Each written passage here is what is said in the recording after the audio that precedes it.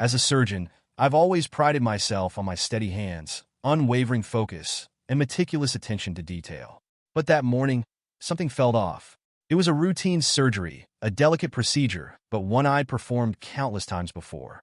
I was focused, every movement of my scalpel precise, until suddenly a wave of dizziness struck. For a split second, my vision blurred, and the operating room lights turned into shimmering stars. I steadied myself, leaning slightly away from the patient. "Dr. Carlyle?" one of the nurses asked, her voice edged with concern. I forced myself to continue, my fingers adjusting, the scalpel gliding back into place, but the dizziness only worsened. I couldn't risk it. I motioned to my colleague, Nathan, who immediately stepped in to finish the procedure. It wasn't just my reputation on the line. It was a life, lying open and vulnerable on the table before us. As I stripped off my gloves and stepped out of the OR, Nathan followed, his face full of worry. "William, you're pale as a ghost. Let's get you checked out." I wanted to argue, to insist it was nothing, that I was fine, but my head was throbbing and my hands trembled just a bit. I agreed to the examination. In my line of work, health wasn't something to take lightly. Hours later, I found myself sitting in a cold clinical office, waiting for the results of a series of tests they'd run. Nathan sat across from me, a quiet, steady presence, someone who understood me both as a friend and a colleague. Finally, the door opened, and the doctor entered with a thick file. He sat down, adjusting his glasses as he began flipping through the results. "William," he said, his tone serious, "we found something." My chest tightened. "What is it?" "You have a rare genetic condition," he began, carefully choosing his words. "It can cause various symptoms, including temporary vision impairment, migraines, and other hormone-related complications." Relief washed over me. So that was it. Just a complication, something manageable. But then the doctor cleared his throat and looked at me with an expression I couldn't quite place. "There's one more thing," he continued. "This condition, it causes infertility. You were born with it, which means you've been infertile all your life." I blinked, the word struggling to take root in my mind. Infertile? That couldn't be right. I was married to Claire. We had two beautiful children, Ella, my brilliant daughter in medical school, and Liam, my athletic son with a bright future ahead of him. This had to be a mistake. "That's impossible," I finally managed, my voice barely above a whisper. The doctor looked down, offering no words, only silence. But silence, in that moment, was more damning than anything he could have said. Leaving the doctor's office, I felt as if I were trapped in a fog, every step heavy and slow, each sound around me muffled. Infertile. The word echoed in my mind, taking on a shape, a weight. My children, my Ella, with her fierce ambition, her dedication to following in my footsteps, and my son Liam, the boy who could charm anyone with a smile. How could this be? The very idea seemed absurd. I couldn't bring myself to believe it. But the doctor's words haunted me, lingering like a shadow. I walked home that evening, taking a different route, needing time alone, some space to breathe. By the time I reached our townhouse, the city lights were just beginning to glow, the streets alive with people heading home, laughing, meeting friends. I envied them. These strangers who, I imagined, weren't haunted by doubts about their own families. I stepped inside, and the familiar warmth of our home wrapped around me. Claire was in the kitchen, humming softly as she cooked, the faint aroma of herbs and garlic filling the air. She looked up as I entered, smiling that easy, practiced smile I had loved for so many years. "Long day?" she asked, her gaze lingering on me for a moment, concerned. "Longer than usual," I replied, forcing myself to return her smile. Liam and Ella were already seated in the dining room, heads bent over their phones. They barely glanced up as I entered, too absorbed in whatever virtual world held their attention. Dinner passed in a blur. I watched my family, Ella talking excitedly about her upcoming exams, Liam scrolling through college applications, Claire filling us in on her latest charity event.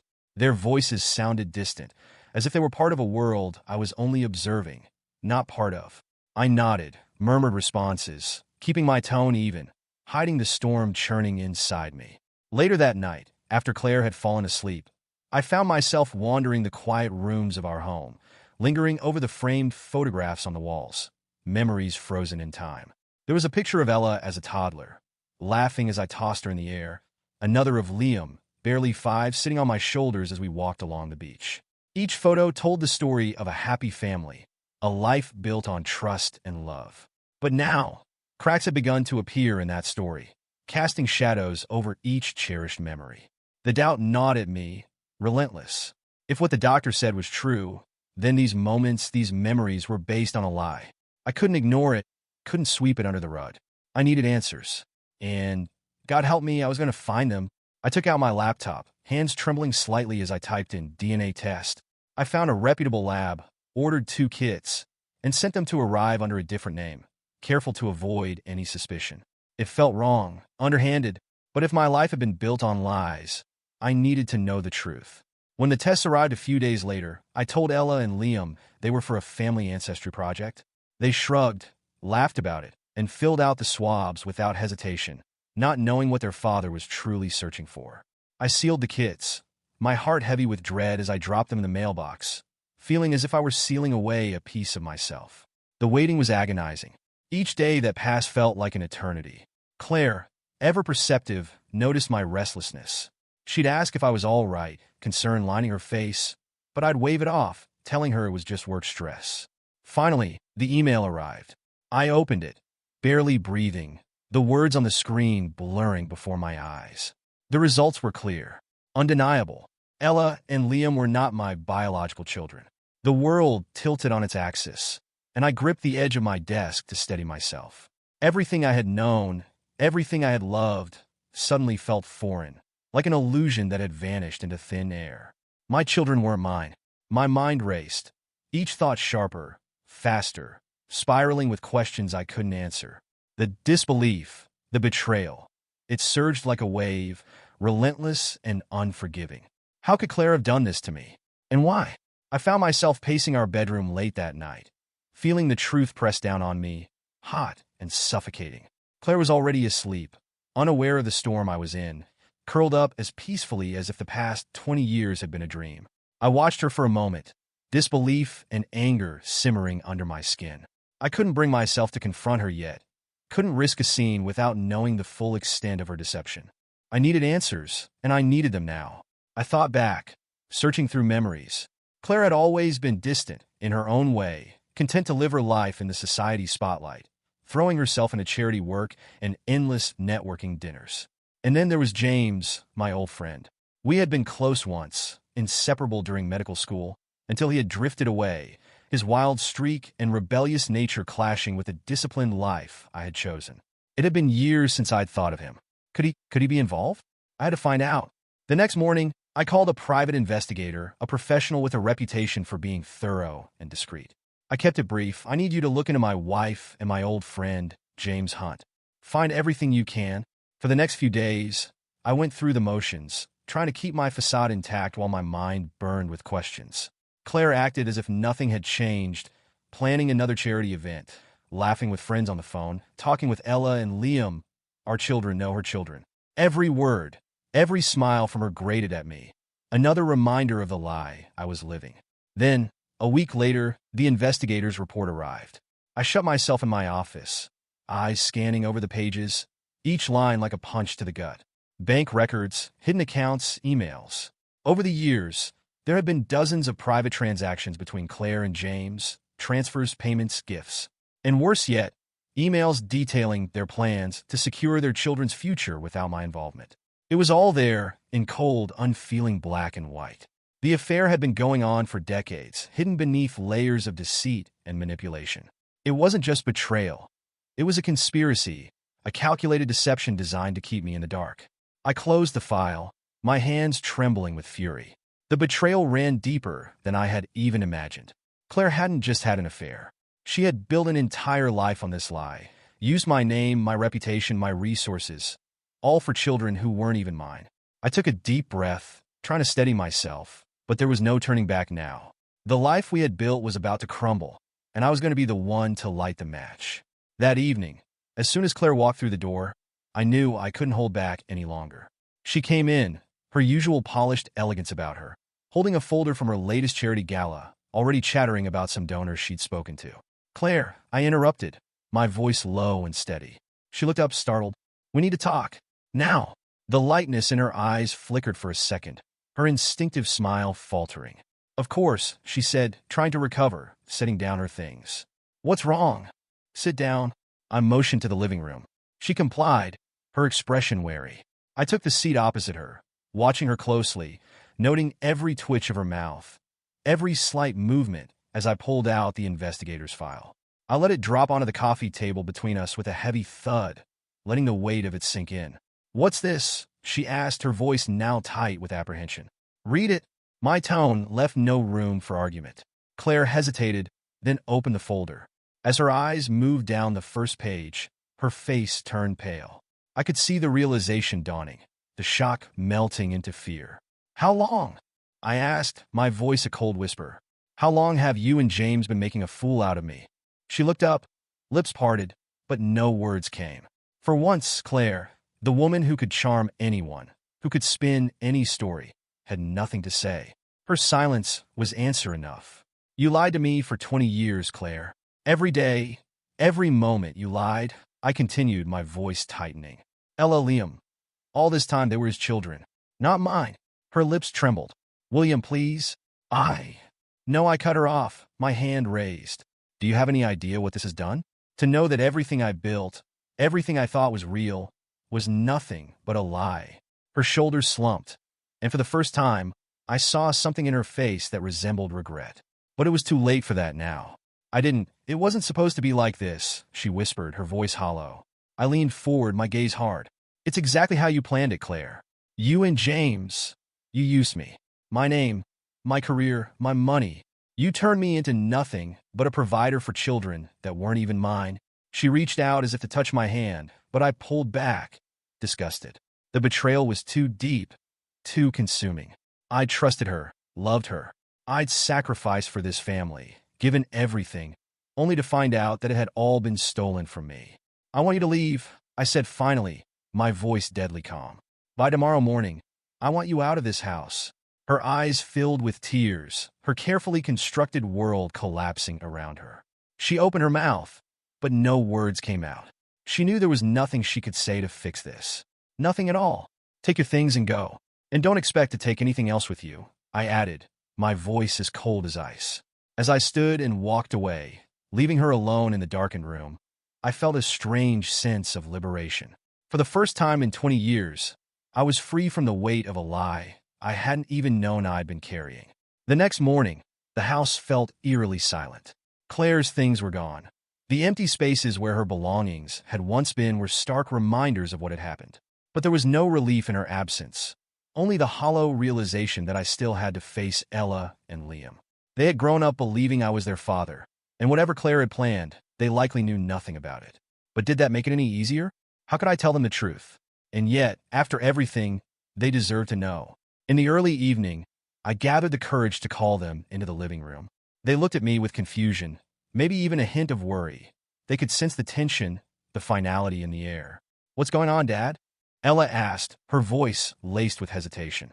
Liam looked at me, shifting uncomfortably, clearly picking up on the gravity of the moment. I took a deep breath, letting the words settle on my tongue before I spoke. "There's something I need to tell you both. It's not easy, and it's not what you'd ever expect. But it's the truth." They exchanged a glance, silent, waiting. I could see the concern deepening in their eyes. "Ella, Liam, I found out recently that I've been unable to have children my entire life. I'm infertile." A pause fell over the room, the words hanging between us. Ella frowned, her confusion plain, while Liam's brow creased, trying to piece together what I was saying. "Wait, what are you saying?" Ella asked, her voice barely a whisper. I swallowed hard, forcing myself to continue. "It means I'm not your biological father." The shock on their faces was palpable, like a physical blow. Liam leaned forward, his mouth open as if he was about to speak, but no words came out. Ella's hand flew to her mouth, her eyes wide and shimmering with disbelief. "But how?" she finally managed. "All this time I was the only father you knew," I said, my voice shaking just slightly. "But biologically, no. Your mother, she had an affair with someone I once called a friend. His name is James. He's the man who fathered you both."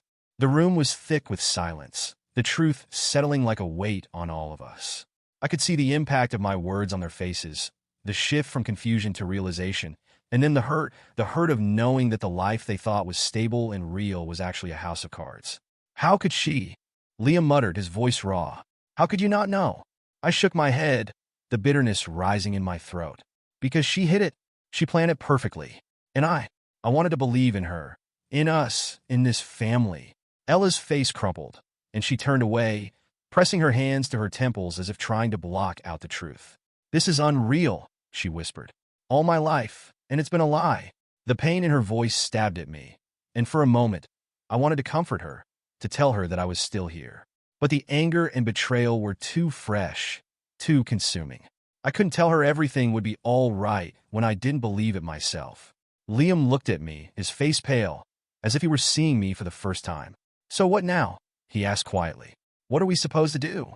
I sighed, feeling the weight of it all bear down on me. I don't know, I admitted. I'm still here for you both if you want me. But things they can't be the same. Not after this. They sat there, silent, their expressions torn and uncertain. The truth had shattered the image of the family we thought we were, leaving us adrift, unsure of where to go from here. And as I looked at my children, no, Claire's children, I wondered if any of us would ever find solid ground again. The house had turned into a quiet, tense place. Ella and Liam barely spoke to me, and I felt like a stranger in my own home. One night, I found Ella sitting alone in the darkened living room, her face pale and tear-streaked. She looked up as I entered, her voice barely a whisper. I don't even know who I am anymore. I sat across from her, choosing my words carefully. Ella, I may not be your biological father, but I raised you. That will never change. She looked away, struggling with the hurt. But it's not the same, Dad. I wanted to be just like you, following your footsteps. And now, I don't even know if any of it was real. I tried to reach her, but I could feel the distance. The front door opened, and Liam walked in, his expression unreadable. He looked at me with a flash of resentment. You can't expect us to pretend this didn't change everything. Then he was gone, disappearing into his room, leaving us fractured and reeling from a truth we hadn't chosen. It didn't take long for word of my confrontation with Claire to reach James. I hadn't planned to confront him. I didn't want anything more to do with that man. But when he called, saying we needed to talk, I agreed. Maybe some part of me wanted closure, to hear the truth from him directly. We met at a quiet bar downtown, a place where no one knew us. When I arrived, he was already seated, his gaze steady but cautious. The years had added lines to his face, but there was still that same air of confidence about him, the charm that had once made him my friend. William, he began, his tone smooth, almost casual, as if we were simply catching up. I didn't get him the chance. How long, James? My voice was tight, barely containing the anger simmering beneath. He sighed, looking away, his hands folded on the table. It started years ago, back when Claire and I reconnected. I never meant for it to go this far. I scoffed, shaking my head. You never meant for it? You father my children behind my back. You let me believe they were mine. James swallowed, his expression softening. William, I know this doesn't help, but I wasn't trying to take them from you. Claire, she wanted the stability you offered. She wanted both of us, I guess. His words stung, and you went along with it. You let me raise them, pay for their lives, love them, all while you stayed in the background, the hidden father.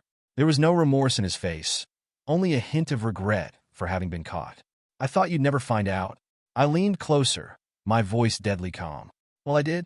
And if you ever try to be part of their lives again, you'll regret it. You've taken enough from me. I left him sitting there, his mask of charm shattered. I didn't look back. This chapter was over, and I had no more patience for lies. Returning home that night, I felt a mix of anger and emptiness that gnawed at me. Confronting James hadn't brought me the closure I'd hoped for. If anything, it had deepened the ache. The deception ran too deep, too cold. I found Ella and Liam in the living room, both of them staring at their phones, absorbed and unaware of my presence. For a moment, I just watched them, my children who weren't truly mine, yet still felt like pieces of myself. They looked up as I entered, sensing something was different. Dad? Ella asked, her voice uncertain. Sit down, I said, taking a deep breath. My heart hammered as I chose my words, knowing the truth was about to change everything. There's something you need to know. I forced my gaze to hold theirs, steady but unflinching. I just met with James Hunt. You know, your biological father. The shock on their faces was immediate.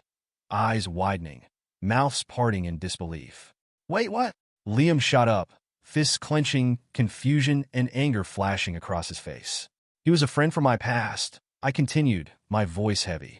But your mother and they've been involved for years. He's your biological father.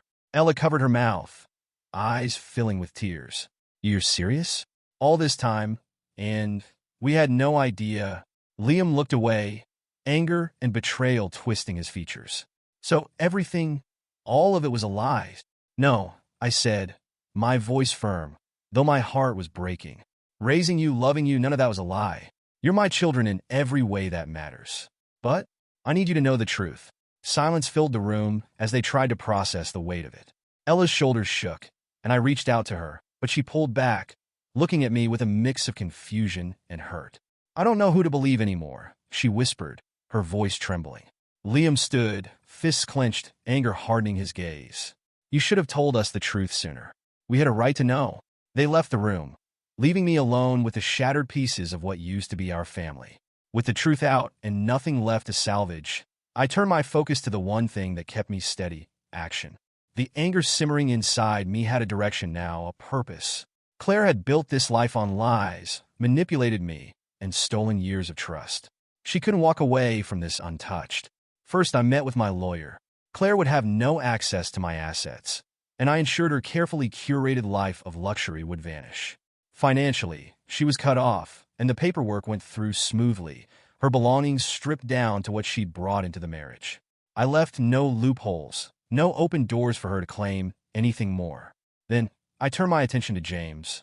I knew enough about his background to damage what reputation he still clung to, and I wasn't above using the truth to shatter his standing. Through subtle channels, I exposed his role in the affair, making sure whispers reached his professional circles. The news circulated quickly, leaving his reputation in tatters, both socially and professionally. He'd always thrived on charm and connections, but I made sure his influence crumbled. I went further, contacting board members at his hospital and ensuring they knew about his unethical behavior. Soon, his license was under review, and malpractice whispers surfaced. James Hunt would be remembered, not as the charming surgeon, but as a man who betrayed his closest friend for decades. With everything in motion, I felt a clarity and purpose I hadn't felt in years. They had taken from me, but I was reclaiming what mattered: my integrity, my peace, and my freedom. And I wasn't done yet. With everything set in motion, I reserved the final piece of my plan for Claire's annual charity gala. This event was her crowning glory every year, her stage to shine before New York's elite. She had no idea what was coming. The night of the event, I arrived dressed in a sharp black suit, projecting calm. Claire spotted me across the room, her smile faltering slightly, likely sensing that this wasn't a social visit. I moved to the stage without hesitation, signaling the microphone. The chatter softened, curious faces turning toward me. Good evening, I began, my voice carrying through the ballroom. Many of you know Claire as a devoted philanthropist and beloved wife. But tonight, I have something to reveal that changes everything. The room stilled, Claire's eyes widening in horror. I continued, my tone steady but cold. I've recently discovered that my wife has been involved in a decades-long affair with James Hunt, a man I once called my friend. Their affair has been a betrayal hidden in plain sight, and the children I raised. I paused, letting the weight of those words settle. Are his, not mine? Gasps spread through the crowd, shocked whispers rippling like waves. Claire's face was pale, her composure shattered. James, who had been lurking near the back, looked ready to bolt. This betrayal has gone on for years, taking advantage of my name, my resources, my trust, I said, my voice unwavering. But tonight this ends. With that, I stepped off the stage and walked out, leaving the chaos behind me. By morning, the news had spread through every circle of New York's elite. Claire's carefully constructed image collapsed in a single night, and James's reputation was irreparably damaged. With their lives in ruins, I felt an odd sense of closure. They had deceived me, but I had taken back control, reclaiming my life from their web of lies. I had no regrets. The chapter was closed. With the fallout behind me, I left New York without a backward glance. I had no interest in seeing what remained of Claire and James's lives, or how they would try to salvage what they could. It was over. Seattle welcomed me like a breath of fresh air. The clinic where I joined was cutting edge, bustling with bright minds and fresh perspectives. Here, no one knew my past, no one whispered about the scandal. I was just Dr. William Carlisle, a surgeon and teacher ready to begin again. Over the next few months, I threw myself into my work. I started teaching medical ethics, drawing from my own painful experiences, not the specifics, but the importance of integrity of trust in relationships, both personal and professional. I developed a program that stressed ethics as the cornerstone of medicine, training young doctors to make choices that would protect their patients and themselves. Seattle became my haven, the place where I rebuilt myself. And for the first time in years, I felt whole again. Then one day, nearly a year after I'd left New York, I received an unexpected call from Ella. She wanted to talk, not out of obligation, but out of a genuine desire to reconnect. She told me she had started to understand the values I had tried to teach her, values that went beyond biology. With time, she and I began to rebuild a relationship on new terms. Honest ones, forged from truth rather than illusion. For the first time, I looked forward to a future that was truly mine, unclouded by deceit. I had found peace, and with it, the strength to keep moving forward. Years later, the ethics program I'd started in Seattle had grown beyond what I could have imagined. It became a nationwide initiative, influencing medical schools across the country. Graduates of the program called it a second oath, a commitment not only to heal, but to honor the trust that patients, colleagues, and loved ones placed in them. I watched as students took on my mission with an energy and clarity that reminded me of my younger self. I was proud, not only because they carried forward a vision I believed in, but because my life's darkest chapter had led to something deeply meaningful. Then one evening, another unexpected visitor arrived in Seattle, Liam. Now older and more introspective, he told me about his struggles, his regrets, and his growing understanding of the impact of truth. Like Ella, he sought a connection built on honesty. And just as I had done with his sister, I welcomed him back into my life, with no bitterness, only acceptance. In time, I no longer saw Ella and Liam as symbols of betrayal, but simply as my children, forged anew from a place of truth. We rebuilt our relationship slowly, step by step, grounded in genuine trust. Looking back, I realized that my story wasn't just about revenge or closure. It was about creating something lasting, something that could transform pain into purpose. The betrayal that had once shattered my world became a catalyst for a legacy of integrity, a gift that would impact future generations long after I was gone. Yes, that was the real ending. Not the destruction of a lie, but the creation of a legacy built on truth.